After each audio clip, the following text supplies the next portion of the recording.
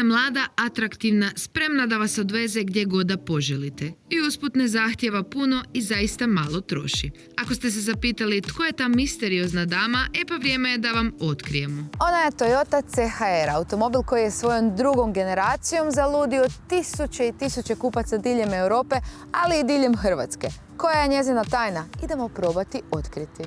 Prva stvar koja privlači kod ovog automobila je sam izgled, jer Toyota CHR od početka je bila drugačija. Riječ je o gradskom kupe crossoveru, a svi znamo da su crossoveri zadnjih godina veliki hit u Europi. A s dolaskom njezine druge generacije, dakle ove ovdje, Toyota nam je pokazala kakav nas dizajn čeka na njihovim automobilima u budućnosti. A ovaj dizajn je sve samo ne dosadan, što su možda ranije zamjerali ovom japanskom proizvođaču. Dizajn CHR-a pomno je osmišljen za europske kupce. Novi prednji kraj odlično zaokružuje atraktivan svjetlosni potpis koji straga postaje još efektniji zahvaljujući osvjetljenom CHR natpisu. Zapremnina prtljažnika hibridne Toyota CHR iznosi 388 litara, što je više nego dovoljno za svakodnevne potrebe po gradu. No bez problema s ovim automobilom možete i na duža putovanja, a u njegov gepek stanu stvari za više osoba.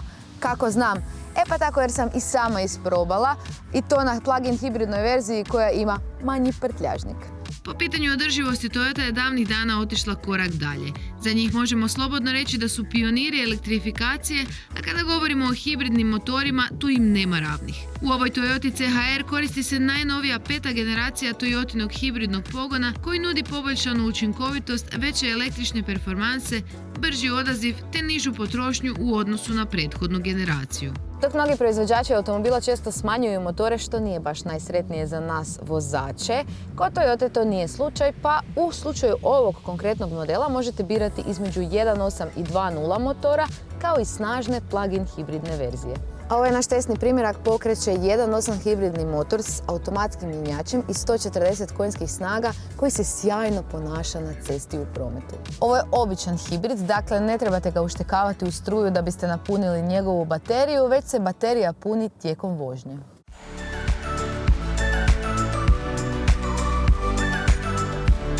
Zašto je super imati ovakvog hibrida? Pa jer nemate posla s kablovima i punjenjem, a pri manjim brzinama u gradskoj vožnji uživat ćete u svim benefitima električnog auta. Tihoj vožnji, brzom startu na semaforu i naravno ono najvažnije, iznimno niskoj potrošnji. Ima nekoliko stvari koje cijenim kod ovog automobila. Prva je definitivno potrošnja koja se cijelo vrijeme vrti oko 5 litara, što smatram da je stvarno izvrsno. A druga stvar je njegova laka upravljivost. Znači ja svaki put kad sjednem za ovaj automobil fascinirana sam koliko je on jednostavan za upravljanje i agilan u prometu. Odvažnog izgleda i učinkovita ispod haube, pa nije čudno da je postala toliko poželjna među kupcima. Još kada tome pridodamo dobru cijenu, te vam otkrijemo da na ovakvom modelu možete uštedjeti gotovo 5000 eura prilikom kupovine, ne sumnjamo da će ova ljepotica i vama zapeti za oko.